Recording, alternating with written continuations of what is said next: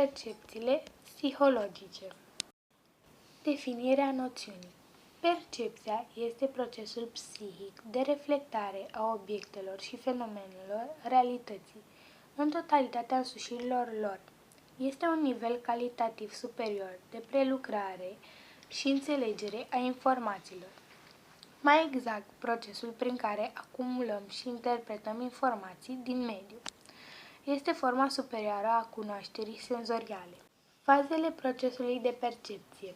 Orientarea este declanșată de schimbarea produsă în ambianță inițială de apariția stimulului. Constă în îndreptarea capului spre locul apariției stimulului. În această fază se produce și acomodarea mecanismelor periferice ale analizatorului, implicat în vederea stabilirii poziției optime pentru întâmpinarea și descoperirea stimulului. Orientarea este acompaniată de operațiile exploratorii în câmpul perceptiv și are rol de a circumscrie coordonatele stimulului și de a-l delimita de restul obiectelor și de fundal. Detecția reprezintă descoperirea în ambianță a stimulului. Mai este denumită și reacția. Această fază se bazează, din punct de vedere funcțional, pe o evaluare realizată de mecanismele senzoriale, respectiv a raportului dintre semnal și zgomot, și din care rezultă decizia în legătură cu prezența sau absența semnalului. Discriminarea constă în extragerea cantității de informație care afirmă faptul că obiectul respectiv este diferit, că el se desprinde din fundal și că trebuie analizat și îndreptat singular, devenind o dominanță în câmpul senzorial al cunoașterii. Pe baza rezultatelor acestei faze se pot elabora răspunsuri comportamentale de diferențiere, care nu presupun cunoașterea identității stimulului și numai stabilirea diferențelor dintre acesta și stimulii precedenți sau cei care urmează. Identificarea presupune un nivel mai ridicat de procesare a informației, atât din punct de vedere cantitativ, cât și calitativ. Reprezintă selectarea informațiilor relevante ale obiectului respectiv și rezultatul fiind răspunsul de identificare a obiectului. În realizarea identificării în funcție de cantitate și calitate, informațiile disponibile se parcurg pe două faze. Faza 1. Identificarea categorială, bazată pe o cantitate mai mică de informații și care vizează însușirile relevante și reprezentative ale obiectului. A doua, identificarea individuală, ce presupune completarea tabloului inițial al informațiilor cu date care privesc anumite laturi sau componente de detaliu, individualizare. Această fază conduce la identificarea individuală, aici și acum, a obiectului. 5. Interpretarea. Rezultatul din legătura realizată în mod natural și logic între percepție, pe de o parte, și activitate de comportamentală, pe de altă parte.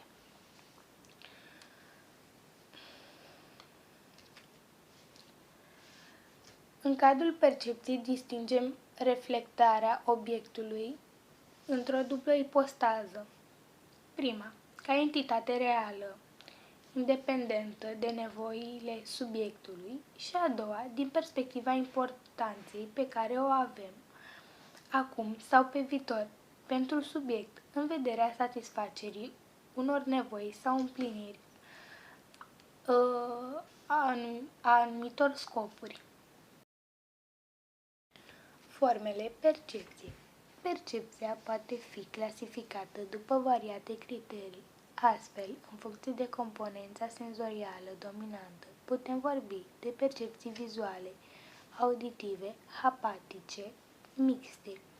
Testind structura fiecărui tip de percepție intră variate alte senzații.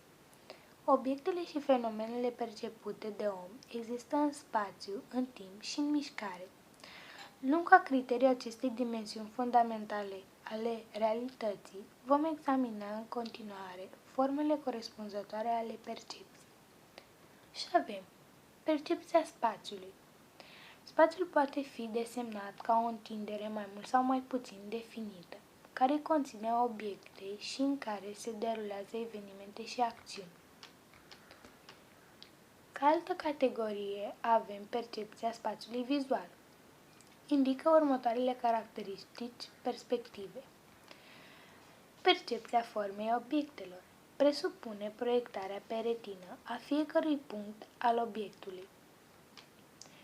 Percepția mărimii obiectelor implică fenomene de acomodare a cristalului, convergența lobilor oculari, compararea obiectului dat cu alte obiecte din ambianță. Percepția distanței, la care se află amplasat obiectul, depinde de mărimea imaginii și reținerea de prezență sau absență a detaliilor de structură a obiectului sau de prezența sau absența reperelor, de particularități cromatice ale obiectelor. Percepția orientării este determinată de vertical, orizontal, sus, jos, dreapta-stânga.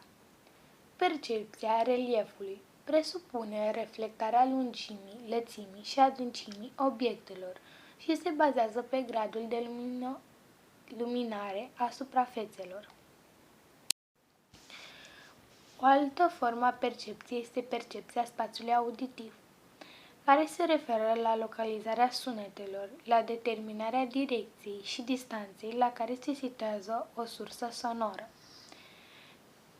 O altă formă mai este percepția spațiului tactil kinestezic. Se referă la identificarea spațiului intern, diferit de cel extern. O altă categorie de percepție ar fi percepția timpului. Timpul este o altă dimensiune alături de spațiu în care se desfășoară existența umană. Există 3 categorii de percepții. Percepția succesiunii. Percepția și estimarea duratei. Durata se referă la intervalul care separă doi stimuli între ei. Ea poate fi scurtă, mai mică de 0,5 secunde, lungă, 1-2 secunde și intermediară. Și orientarea temporală constă în a situa o fază a schimbării în raport cu un întreg ciclu de schimbări. Cei mai mulți autori consideră că există 3 sisteme, interne sau externe, care îndeplinesc acest rol. Sistemul fizic și cosmic, alternarea zi-noapte, succesiunea zilelor, anilor, etc. Sistemul biologic, ritmicitatea funcțiilor organismului, sistemul sociocultural, existența și activitățile umane. O altă categorie ar fi percepția mișcării. Concepută într-un sens larg, mișcarea desemnează schimbarea, transformarea obiectelor și fenomenelor lumii, materiale sau ireale. Există mai multe feluri de mișcare. Reală, când un obiect se deplasează dintr-un punct în altul. Aparentă, când un obiect este nemișcat și totuși pare că se mișcă. Indusă, când un obiect este integrat în altul și pare că se mișcă, dar, în realitate, cel care se mișcă, fiind obiectul integrator. Autocinetică, când privim un punct luminos într-o cameră întunecoasă, în care nu există niciun reper, punctul respectiv pare că se mișcă. Consecutiv, când privim o suprafață în mișcare și, apoi, ne aruncăm privirea pe obiectele din mediul înconjurător, avem impresia că și acestea se mișcă. Rolul senzațiilor în viața noastră. Primul rol, informațional, întrucât prin intermediul acestora se asigură o informare asupra însușirilor lumii înconjurătoare. 2. Din punct de vedere intelectual, este acela de a selecta date din mediul înconjurător, de a organiza și obține un înțeles din ele. Psihologic, modul în care persoana percepe mediul care îi afectează comportamentul. Legile percepției. Toate legile percepției sunt în fond complementare, care se bazează pe date experimentale. Legea bunei forme este o consecință particulară a legii universale, a organizării, potrivit căreia nu există materie fără formă. Legea echilibrului arată că percepția este un rezultat al unei congruențe dintre punctele de tensiune ale câmpului fizic extern și cele ale câmpului biofizic intern. Legea structuralității exprimă supremația întregului asupra părții. Legea bunei continuații exprimă faptul că o configurație externă deschisă tinde în percepție să fie continuată în același sens și să se închidă. Legea destinului comun posturează că un element scos în afara configurației sau a structurii în percepție tinde să fie reintegrat și relaționat cu celelalte elemente. Legea proximității arată că într-un câmp heterogen dispersat, percepția tinde să organizeze elementele și să le grupeze din aproape în aproape. Legea uno-duo exprimă faptul că într-un câmp extern, ambigent, percepția procedează fie asimilând, realizând o singură formă, fie disociativ, divizând câmpul în două figuri cu individualitate distinctivă. Greșeli ale percepției, iluzii și halucinații. Deși percepția reflectă în mod adecvat realitatea, uneori pot apărea denaturări. Acestea au fost denumite și iluzii perceptive. Pot apărea în condiții de normalitate datorită distanței, luminozității sau stării afective speciale.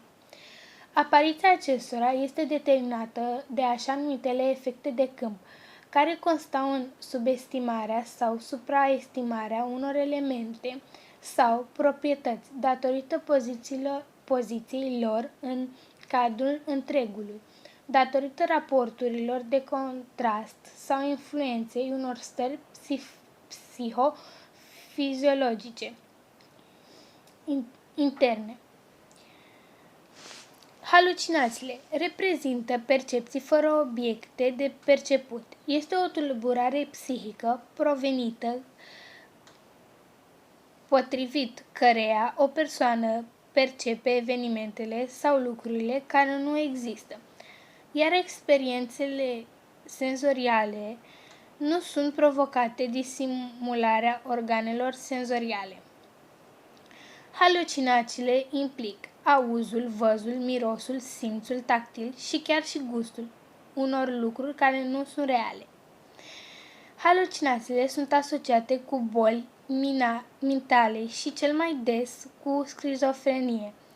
Însă există mai multe cazuri care declanșează halucinațiile. Alcoolismul, consumul de droguri, stările de delir sau demență, epilepsia, febra, în mod special la copii și vârstnici, problemele senzoriale, cum ar fi orbirea sau surditatea, afecțiunile grave, SIDA, insuficiență renală, insuficiență hepatică, cancer.